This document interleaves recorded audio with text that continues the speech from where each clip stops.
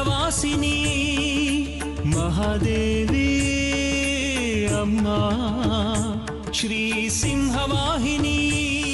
ನಾನು ಯಾಕಿಲ್ಲಿ ಅವ್ರ ಮನೆ ಮುಂದೆ ಭಿಕ್ಷುಕರ ತರ ನಿಂತಿರ್ಬೇಕು? ಅವ್ರ ಕೃಪಾ ಭಿಕ್ಷಕ್ಕೆ ಅಂತಲೇ ಅನ್ಕೋ. ಅದೇ ಯಾಕೆ ಬೇಕು? ಮಾಡಿದೆಯಲ್ಲ ಸಾಲ್ದ, ತಪ್ಪಗೆ ನಿಂತ್ಕೊ ಬಂದೆ. ಯದ್ಭೂತಂ ಯಚ್ಚ ಭವ್ಯಂ ಉತಾಮೃತಸ್ಯ ಶೇಷಾನಃ ಯದನ್ನೇನ ತಿರೋಹತಿ ಗೋತಾವಾನಸ್ಸಮೈನ. ಇಷ್ಟಾನ್ ಭೋಗಾನ್ ಹಿವೋ ದೇವ ದಾಸ್ಯಂತೆ ಯಜ್ಞಭಾವಿತಾಃ. ಯಜ್ಞಗಳಿಂದ ತೃಪ್ತರಾದ ದೇವತೆಗಳು ನಮಗೆ ಇಷ್ಟವಾದ ಭೋಗಗಳನ್ನು ಅನುಗ್ರಹಿಸುತ್ತಾರೆ. ಹಾಗೆ ಅನುಗ್ರಹಿಸಲ್ಪಟ್ಟ ಭೋಗಗಳನ್ನು ಯಾರು ದೇವತೆಗಳಿಗೆ ಅರ್ಪಿಸದೆ ತಾನೊಬ್ಬನೇ ಊಟ ಮಾಡುತ್ತಾನೋ ಅವನು ಕಳ್ಳ.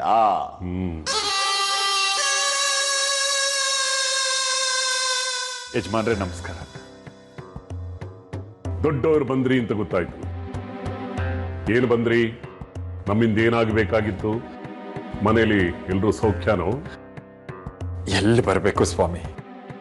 ವಯಸ್ಸಿಗೆ ಬಂದ ಮಗಳನ್ನ ಮನೆಯಿಂದ ಹೊರಗಡೆ ಹಾಕಿ ನಾವು ಸೌಖ್ಯವಾಗಿರೋದೆ. ಪಾಪ, ನಮ್ಮನ್ನ ಏನು ಮಾಡಬೇಕು ಅಂತ ಅಪ್ಪಣೆ ಕೊಡ್ತೀರಿ? ನನ್ನ ಮಗಳು ಮಾಡಿದ್ದು ತಪ್ಪು, ಮುಂದೆ ತಾನು ಮಾಡಿದ ತಪ್ಪು ಅಂತ ಅವಳಿಗೂ ಅರಿವಾಗಿದೆ. ಮುಂದೆ ತಮ್ಮ ಕಾಲಿಗೆ ಬಿದ್ದು ತಪ್ಪಾಯ್ತು ಕ್ಷಮಿಸಿ ಅಂತ ಕೇಳ್ಕೊಳಕ್ ಬಂದಿದ್ದಾಳೆ. ಚಿಕ್ಕ ಹುಡುಗಿ ಅರಿದೇ ಮಾಡಿರೋ ತಪ್ಪು, ದಯವಿಟ್ಟು ಕ್ಷಮಿಸ್ಬಿಡಿ. ಚೆನ್ನಾಗಿದೆ. ಕ್ಷಮೆ ಬೇಡೋಕ್ ಬಂದವರು ತಾವು ಮಾಡಿದ ತಪ್ಪು ಅಂತ ಅನ್ಸದ ಮೇಲೆ ನಯವಾಗಿ ಬಂದು ತಲೆ ತಗ್ಸಿ ನಾನು ಮಾಡಿದ ಅಪರಾಧ ಆಯ್ತು, ಇನ್ನು ಮುಂದೆ ಇಂಥ ತಪ್ಪುಗಳನ್ನ ಮಾಡೋದಿಲ್ಲ ಅಂತ ಅನ್ನಬೇಕು. ಅದಿಲ್ಲ, ನೀನು ರಾಯಭಾರ ಮಾಡ್ತಾ ಇದೀಯ. ಅವಳು ಬಂದು ಕ್ಷಮೆ ಕೇಳಲಿ, ಅದು ಅವಳ ಧರ್ಮ. ಕ್ಷಮಿಸೋದು ಬಿಡೋದು ನನ್ನ ಇಚ್ಛೆ.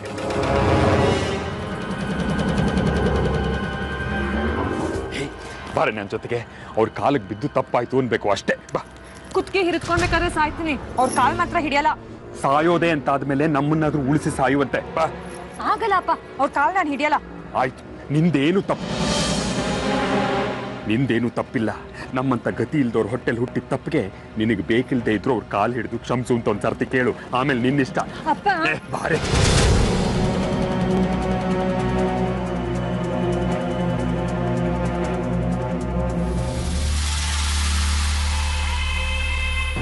ಏನ್ ನೋಡ್ತಾ ನಿಂತಿದ್ಯಾ? ಕಾಲಿಗೆ ಬೀಳಿ.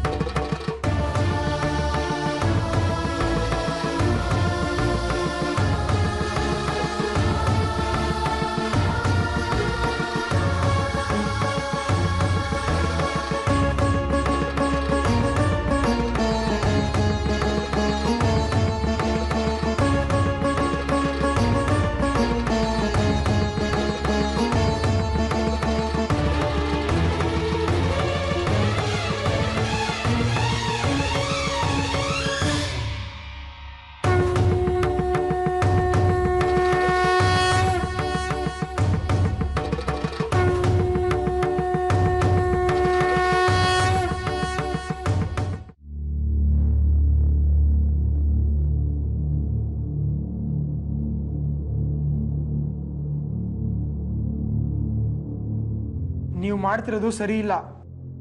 ನಿನ್ನ ತಲೆಹರಟ ನನಗೆ ಬೇಕಾಗಿಲ್ಲ.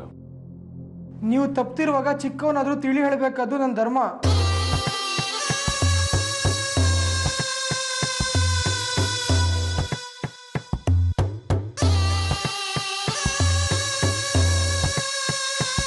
ಏನ್ ನಿನ್ನ ಧರ್ಮ ಬೋಧನೆ? ನೀವು ಸುಂದರಿ ಮಾಡಿರೋ ತಪ್ಪನ್ನ ವಿಪರೀತ ಮಾಡ್ತಿದ್ದೀರಾ. ನಿಮಗೆ ಸಿಟ್ಟು ಬಂದಿದೆ ನಿಜ, ಹಾಗಂತ ಆ ಹುಡುಗಿ ಮನೆಯಿಂದ ಆಚೆ ಇರಬೇಕು ಅನ್ನೋದು ಯಾವ ನ್ಯಾಯ ಹೇಳಿ? ನೀವು ದೇವಸ್ಥಾನದ ಧರ್ಮಾಧಿಕಾರಿ ಮಾತ್ರ ಪಾಳೆಗಾರರಲ್ಲ. ಪಿತ್ತ ನೆತ್ತಿಗೆ ಇರೋದಕ್ಕೆ ಮುಂಚೆ ಹೊರಟು ಹೋಗಿಲ್ಲಿದ್ದ. ನೀವು ಆ ಹುಡುಗಿನ ಕಾಡಬೇಡಿ, ನನಗೆ ಪಾಠ ಮಾಡುವಾಗ ನೀವೇ ಹೇಳಿದ್ದೀರಾ ಎತ್ರ ನಾರ್ಯಸ್ತು ಪೂಜ್ಯಂತೆ ರಮಂತೆ ತತ್ರ ದೇವತಃ ಅಂತ. ಸ್ತ್ರೀ ಸ್ವಾತಂತ್ರ್ಯ ಅರ್ಹತೆ ಅನ್ನೋ ಪಾಠನು ನಾನು ನಿನ್ಗೆ ಹೇಳಿದ್ದೀನಿ. ಅವಳು ಕೌಮಾರ್ಯದಲ್ಲಿದ್ದಾಳೆ, ತಂದೆ ಆಶ್ರಯದಲ್ಲಿರಬೇಕು, ಸ್ವೇಚ್ಛೆಯಿಂದ ಇದ್ದಾಳೆ ಅವಳು.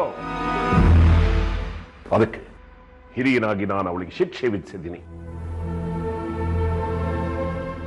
ನೀವು ದುಡ್ಡಿನ ದುರಾಸೆಯಿಂದ ದೇವಸ್ಥಾನದಲ್ಲಿ ಬೆಲೆಗಳನ್ನ ಏರಿಸಿ ಸುಲಿಗೆ ಮಾಡ್ತಿರೋದು ಸತ್ಯ. ಆ ತಾತನ ಮೇಲೆ ದೌರ್ಜನ್ಯ ನಡೆದಿರೋದು ನಿಜ. ವಿವೇಕ ಇರೋರು ಯಾರನ್ನು ಅದನ್ನ ವಿರೋಧಿಸಲೇಬೇಕು. ಸುಂದರಿ ಮಾಡಿರೋದು ಅದನ್ನೇ. ಇದರಲ್ಲಿ ನೀವು ನೇರ ಅಪರಾಧಿ. ಯಾರ ಮುಂದೆ ನಿಂತು ಮಾತಾಡ್ತಾ ಇದೀಯ ಅನ್ನೋ ಪರಿಜ್ಞಾನ ಇದೆಯಾ ನಿನ್ಗೆ? ದೇವರೇ ತಪ್ಪು ಮಾಡಿದ್ರು ಅದನ್ನ ವಿಮರ್ಶೆ ಮಾಡೋ ಧರ್ಮ ನಮ್ದು. ರಾಮ ಸೀತೆಗೆ ಅನ್ಯಾಯ ಮಾಡ್ದ ಅಂತ ಸುಂದರಕಾಂಡದ 6ನೇ ಸರ್ಗ ಹೇಳು ನೋಡೋಣ. ಗೊತ್ತಿಲ್ಲ, ಬರೋಲ್ಲ.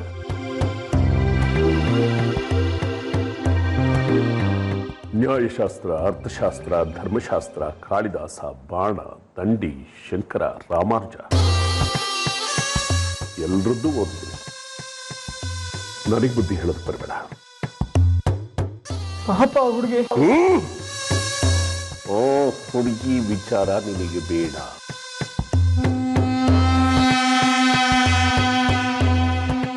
ವಿಶಾಲು, ಕರ್ಕೊಂಡೋಗು ನಿನ್ ಮಗನ. ಸಚ್ಚಿ ಬಾಯ್ಲಿ.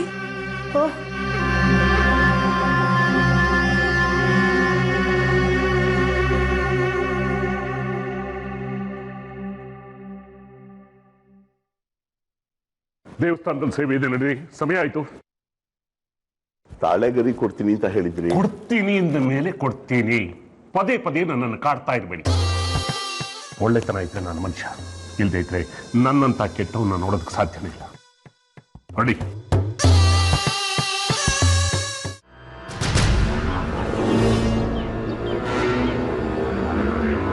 ಇಷ್ಟು ನಿಷ್ಠುರವಾಗಬೇಡಿ ಸ್ವಾಮಿ. ನಮಗೆ ನೀವೇ ಪ್ರತ್ಯಕ್ಷ ಅಮ್ಮನವರಿದ್ದ ಹಾಗೆ. ಏನೋ ಚಿಕ್ಕ ಹುಡುಗಿ ತಪ್ಪು ಮಾಡಿದಾಳೆ. ಅಷ್ಟೊತ್ತಿಂದ ಅದೇ ಹೇಳ್ತಾ ಇದೆಯಾ? ತಪ್ಪು ಮಾಡಿದವ್ರು ನನಗೆ ನಾ ತಾಯಿ ಕಿತ್ಕೊಂಡಿದ್ದಾಳ? ಇಲ್ಲ, ನನಗಿಂತ ಹೆಚ್ಚು ನೊಂದಿದ್ದಾಳೆ. ತಾನು ಆಡಿದ ಒಂದೊಂದು ಮಾತು ಎಂಥ ಘೋರ ಅಪರಾಧ ಅನ್ನೋದೊಳಗೆ ಮನವರಿಕೆ ಆಗಿದೆ. ತಾನೇ ನಿಮ್ಮ ಕಾಲು ಹಿಡಿದು ಕ್ಷಮೆ ಕೇಳ್ತೀನಿ ಅಂತ ನನ್ನನ್ನು ಮನೆಯಿಂದ ಹೊರಡಿಸ್ಕೊಂಡು ಬಂದ್ಲು. ಇಲ್ಲಿ ತಮ್ಮನ್ನ ನೋಡಿ ಅಂಜುಬಿಟ್ಟಿದ್ದಾಳೆ. ಅವಳು ನನ್ನನ್ನು ಅಂದದ್ದಕ್ಕಿಂತ ಆ ತಾಯಿ ಬಗ್ಗೆ ಕೇವಲವಾಗಿ ಮಾತಾಡ್ತಾಳೆ. ಅದು ನನ್ನ ಕೋಪಕ್ಕೆ ಕಾರಣ. ನಾವ್ಯಾರು? ಹುನುಮಾನು. 4 ಹನಿ ಕಣ್ಣೀರು ಹಾಕಿ ಕ್ಷಮಿಸ್ಬಿಡಿ ಅಂತ ಹೇಳಿದ್ರೆ ಆಯ್ತು ಅಂದ್ಬಿಡ್ತೀವಿ. ಆದ್ರೆ ಅಮ್ಮನವರು ಆ ತಾಯಿ ಕ್ಷಮಿಸ್ಬೇಕಲ್ಲ.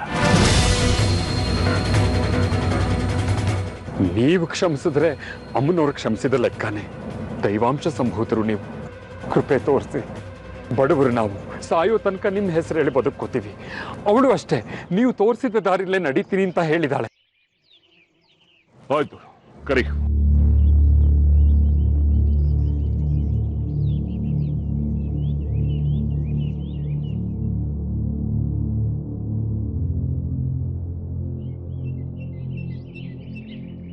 ಏತಾನ್ನ ಹಂತು ಬಚ್ಚಾಮಿ ಯಥೋಪಿ ಮಧುಸೂದನ. ಅರ್ಜುನ ಕೃಷ್ಣನಿಗೆ ಹೇಳ್ತಾನೆ, ಇವರು ನನ್ನನ್ನು ಕೊಂದರೆ ಕೊಲ್ಲಿ, ಆದ್ರೆ ನಾನು ಮಾತ್ರ ಕೊಲ್ಲಲಾರೆ ಅಂತ. ಇಲ್ಲೂ ಹಾಗೆ. ನೀನು ತಪ್ಪು ಮಾಡಿದೀಯ. ಹಿರಿಯರಾಗಿ ನಾವು ಅದನ್ನು ಬೆಳೆಸ್ಕೊಂಡು ಹೋದ್ರೆ ನಿನಗೂ ನಮಗೂ ವ್ಯತ್ಯಾಸ ಇರೋದಿಲ್ಲ. ತಪ್ಪಾಗಿದೆ. ಆ ತಾಯಿ ಮುಂದೆ ಮಂಡಿ ಊರಿ ನಮಸ್ಕಾರ ಮಾಡಿ ತಪ್ಪು ಕಾಣಿಕೆ ಅಂತ 100 ರೂಪಾಯಿ ಹುಂಡಿಗೆ ಹಾಕಿ ಕ್ಷಮೆ ಕೇಳು. ನಾನ್ಯಾವ ತಪ್ಪು ಮಾಡಿಲ್ವಲ್ಲ.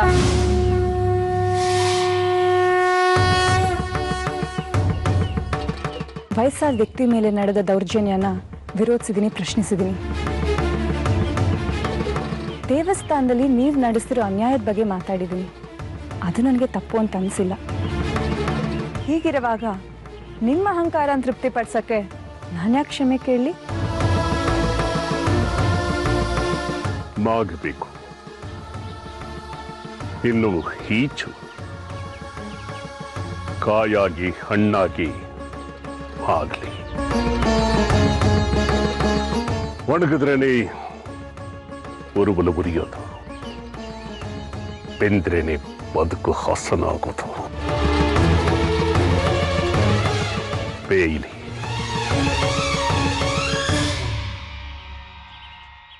ಚಿಕ್ಕಣ್ಣ, ಶೇಖ್ರಿ ಮನೆ ಮುಂದೆ ನಿಂತ್ಕೋ. ಇವಣ್ಣ ಮನೆಯವ್ರು ಯಾರು ಮನೆ ಒಳಗಡೆ ಸೇರಿಸಬಾರ್ದು. ಮಾತು ಮೀರಿ ಮನೆ ಒಳಗಡೆ ಸೇರಿಸಿದ್ರೆ ನನಗೆ తెలుసు ಅಹಂಕಾರ.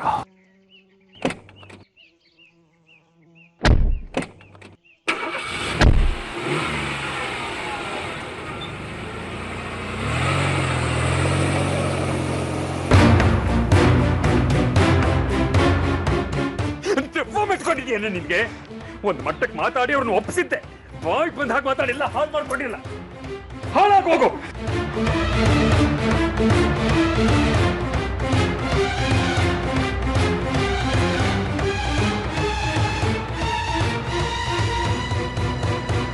ಮಂಗಳಾರತಿ ಆಗ್ಬೋದೆ? ಇವತ್ತಿನ ಸೇವಾ ರೂವಾರಿಗಳು ನೀವು ಹೇಳಿದ್ರೆ ಮಂಗಳಾರತಿ ಮಾಡ್ತಾರೆ. ತಾವು ದೊಡ್ಡವರು, ನಮ್ದೇನಿದೆ. ಆದ್ರೆ ಒಂದು ಬೇಡಿಕೆ ಇತ್ತು. ಏನು? ತಾಯಿಗೆ ಶಾಲು ದುಸ್ಬೇಕು ಅಂತ ನಮ್ಮ ಮನೆಯವಳು ನನಗೆ ಅನಾರೋಗ್ಯವಾಗಿದ್ದಾಗ ಹರಿಸ್ಕೊಂಡಿದ್ಲಂತೆ. ಆ ಹರಿಕೆ ತೀರ್ಸೋಣ ಅಂತ. ಅದಕ್ಕೆ ಸಂಕೋಚ ಯಾಕೆ? ಕಾಯಿಲೆ ತರೋಳು ಅವಳೆ. ನಿಮ್ಮ ಮನೆಯಾಕೆ ನಾಲಿಗೆ ಮೇಲೆ ಕೂತು ಹರಕೆ ತೀರ್ಸು ಅಂತ ಹೇಳೋಳು ಅವಳೆ. ಶಾಲು ಖರೀದಿ ಮಾಡೋ ಚೈತನ್ಯ ಕೊಡೋನು ಅವಳು. ನಡೀಲಿ ಸೇವೆ.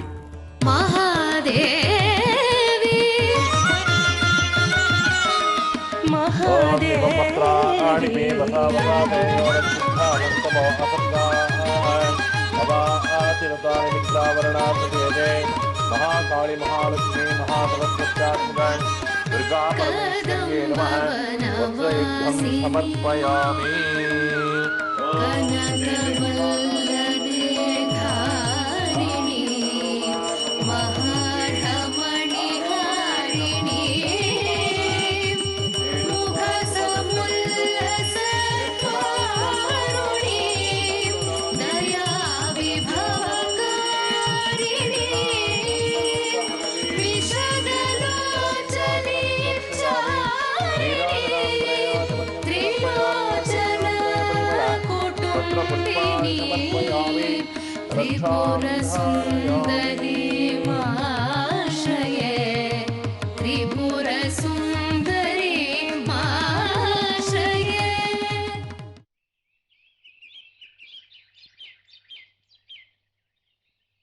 ಏನಾಯ್ತು? ಕ್ಷಮಿಸಿದ್ರಾ? ಸುಂದ್ರಿ ಒಳಗ್ ಬರ್ಬೋದಂತ? ಬರ್ಬೋದಿತ್ತೇನೋ, ಸುಮ್ನಿರ್ಬೇಕಲ್ಲ ಅವಳು ಹಾಳು ಬಾಯಿ. ಅಲ್ಲಿ ನಡೆದ ಕತೆನೆಲ್ಲ ಕೇಳಿ ಎಂತ ಮಗಳನ್ನ ಹೆತ್ತೆ ಅಂತ ಖುಷಿ ಪಡುವಂತೆ. ಮೊದಲು ಎಲೆ ಹಾಕೋಗು.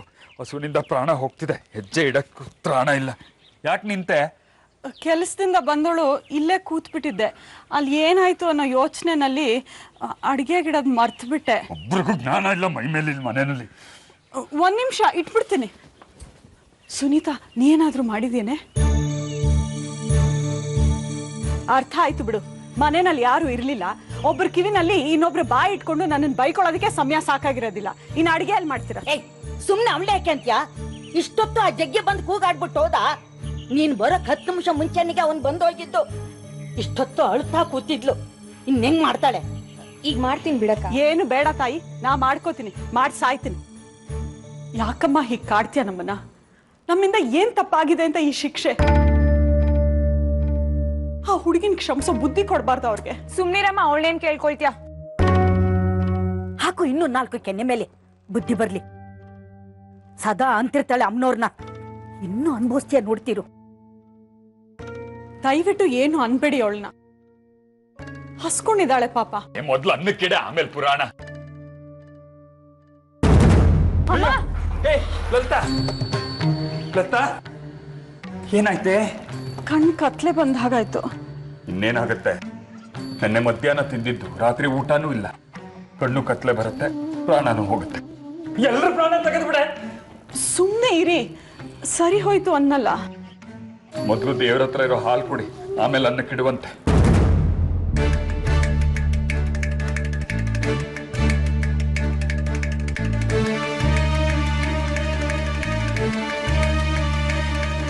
ಏನೇ ಮುಖ ನೋಡ್ತಾ ಇದೀಯಾ? ಊಟ ತಂದಿರೋದು ಗೊತ್ತಾಗಲ್ವಾ? ಎಲ್ಲ ತಗೊಂಬ ಎಲ್ರಿಗೂ. ನಾನು ಸೇರಿಸಿ ನನ್ನ ನೆನಪೇ ಇರಲ್ವಲ್ಲ ನಿನಗೆ? ನಿಮ್ಮ ಮನೇಲಿ ಅಡುಗೆ ಮಾಡಿಲ್ಲ ಅಂತ ಗೊತ್ತು. ರಾಮಕೃಷ್ಣ ಹೋಟ್ಲಿಂದ ಊಟ ತಂದಿದ್ದೀನಿ, ಬಿಸಿಬೇಳೆ ಬಾತು ಮೊಸರನ್ನ ಬೇಗ ತಗೊಂಬರ್ರೆ, ಸೌರ್ಸ್ತಾ ನಿಂತ್ಕೋಬೇಡ ಅಲ್ಲಿ.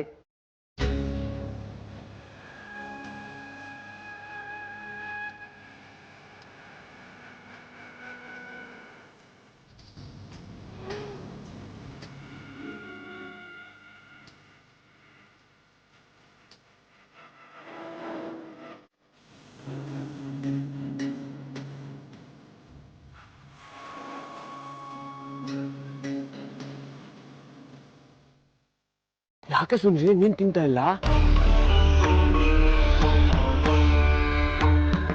ಯಾಕೆ? ಆಗಿರೋ ಹೊತ್ತು ಸಾಲ್ದ, ತಿನ್ನು.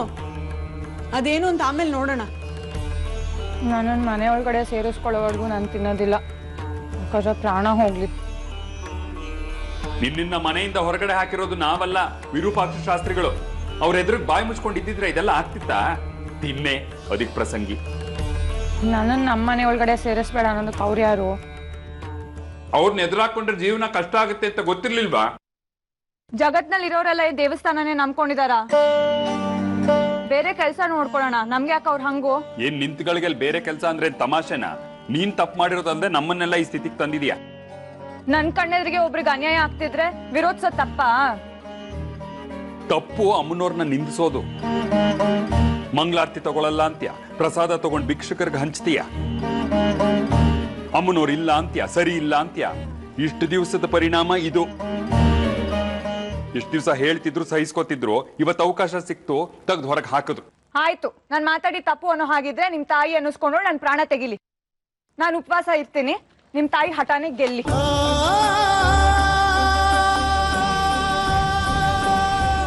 ಈಗೇನು ನೀನು ಊಟ ಮಾಡೋದಿಲ್ವಾ? ನಾ ಹೊರಗ್ನೋಳಾಗಿ ಈ ಮನೆ ಅನ್ನ ತಿನ್ನಲ್ಲ. ಸರಿ ಬಿಡು, ನಿನಗೆ ಬೇಡ ಅಂದ್ಮೇಲೆ ನನಗೂ ಬೇಡ.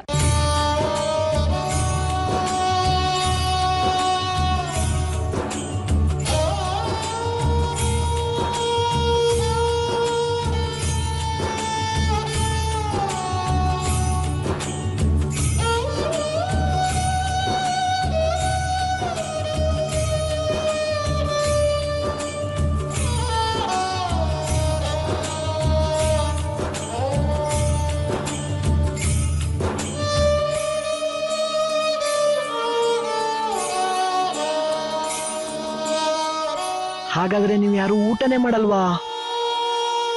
ನೀನು ಊಟ ಬಿಟ್ಬಿಡು, ಅವ್ರ ಜೊತೆಗೆ ನೆಮ್ಮದಿಯವ್ರು ಸಾಯ್ಬೋದು. ನೀನಿದ್ದು ತಾನೇ ಏನು ಪ್ರಯೋಜನ?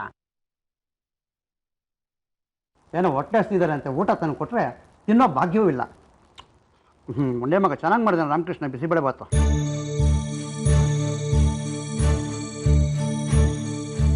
ಸುಂದ್ರಿ, ನಿನ್ನ ಅಪ್ಪ ಅಮ್ಮನಿಗಿಂತ ನಿನ್ನ ಹಠನೇ ಮುಖ್ಯನಾ? ತಗೊಳ್ಳೆ, ತಿನ್ನು. ಪಾಪ ಕಣೆ, ಬೆಳಗಿಂದ ಯಾರೂ ಏನೂ ತಿಂದಿಲ್ಲ. ನಿಮ್ಮ ಅಜ್ಜಿ ನೋಡು, ವಯಸ್ಸಾಗಿದೆ. ನಿನ್ಗೆ ಹಿಂಗಾಗಿರೋದಕ್ಕೆ ಎಲ್ಲರೂ ನೊಂದಿದ್ದಾರೆ. ತಗೊಳ್ಳೆ, ತಿನ್ನು. ಪಾಪ ಎಲ್ಲರನ್ನೂ ಹಸುವಿನಿಂದ ಬಳಲೋ ಥರ ಮಾಡಬೇಡ. ತಗೊಳ್ಳೆ, ನನಗೋಸ್ಕರ ಬೇಡ, ಮನೆಯವ್ರಿಗೋಸ್ಕರ ತಿನ್ನು. ಅಪ್ಪ ಅಮ್ಮನಿಗೋಸ್ಕರ ತಿನ್ನೆ, ತಿನ್ನೆ, ತಿನ್ನೆ.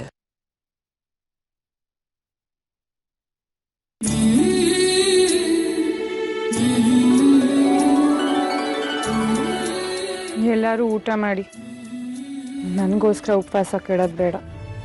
ಹೊರಗಿನವ್ರ ಮಾತು ಒಂದು ಪಥ್ಯ, ಮನೆಯವ್ರ ಮಾತು ಲೆಕ್ಕಕ್ಕೆ ಇಲ್ಲ. ಮೊಸರನ್ನ ಹಾಕಿ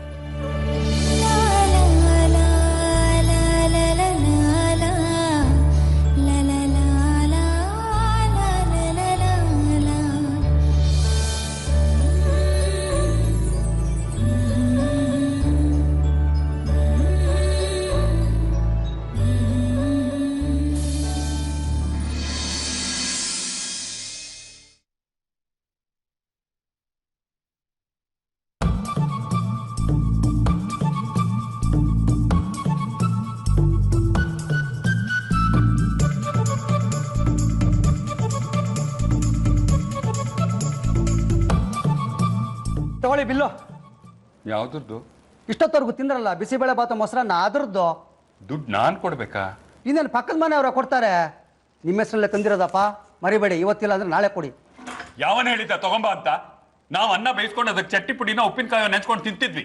ತೊರೊತ್ತೊಂದಿಗೆ ನನ್ನನ್ನೇ ದುಡ್ಡು ಕೊಡು ಅಂದ್ರೆ ತಿನ್ನಾಗ ಮೊದ್ಲು ಇರಬೇಕಾಗಿತ್ತು ಈ ಜ್ಞಾನ. ಚೆನ್ನಾಗಿ ಎಲ್ಲ ಹಾಕೊಂಡು ಕತ್ತರಿಸಿದ್ರೆ ಈಗ ಹೊಟ್ಟೆ ತುಂಬಿದ ಕೂಗಾಡ್ತೀರಿ.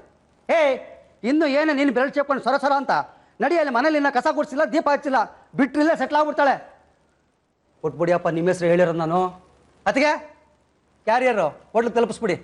ಬಿಸಿಬೇಳೆ ಬಾತ್ ಅದ್ಭುತ.